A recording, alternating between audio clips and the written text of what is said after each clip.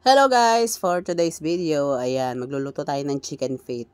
Ayan, nagpasabay lang ako ng ulam namin na yan. Kasi nagpunta ng palengke yung aking kapatid. Ayan, nagpasabay na ako ng chicken feet. Matagal-tagal na rin kaming hindi nakakapag-ulam yan. Dapat mag-aano ko, yung pritong leeg. Masarap din kasi hindi ba pag ano. Yun din kasi minsan ang hinahanap-hanap ng mga anak ko, yung pritong leeg.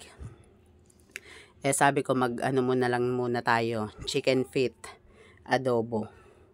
Masustansya rin yan guys. Huwag i-small ng chicken feet dahil marami ring benefits yan.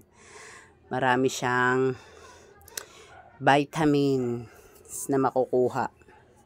Masustansya yan. Akala nyo lang ganyan-ganyan lang siya pero maraming makukuha yan na maganda rin siya. At syempre ayan, pakukuluan muna natin siya guys, palalambutin kasi medyo matagal-tagal nga siya bago lumambot. Mas maganda kasi yan yung yung talagang humihiwalay na siya.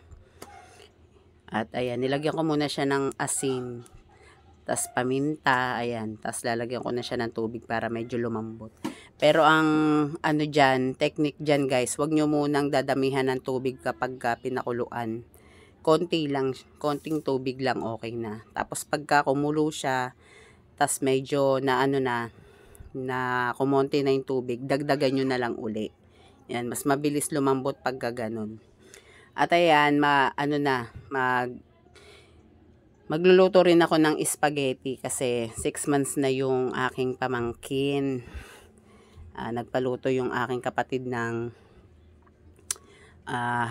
spaghetti. Meron pa kasi ako ditong natirang pasta. Yung sauce na lang ang wala. Yun ang binili niya. Ayan. Kaya hinihiwa-hiwa ko na yung hotdog. Tapos bumili na rin siya ng pork giniling. At ayan, habang pinakukuluan ko nga at nagluluto ako ng chicken feet, ayan, naghihiwa na ako ng hotdog. At wala na nga lang siyang mushroom kasi medyo kapos din tayo sa budget, 'di ba? Kailangan pagkasyahin lang. At ayan, nakaluto na rin si Inday, guys. At nang makaluto nga, nagsandok na rin siya para kakain na rin kami.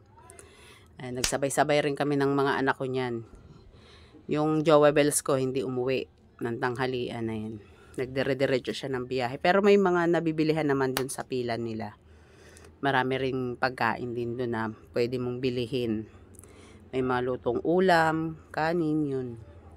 Marami naman siyang kasabay pagka kumakain siya. Kaya doon na lang siya minsan nanananghalian kasi minsan pagka yung nagkakamabilisan na yung pila ba sa tricycle, sinasamantala niya na lang yun kasi talaga minsan talagang mas lamang ang tambay.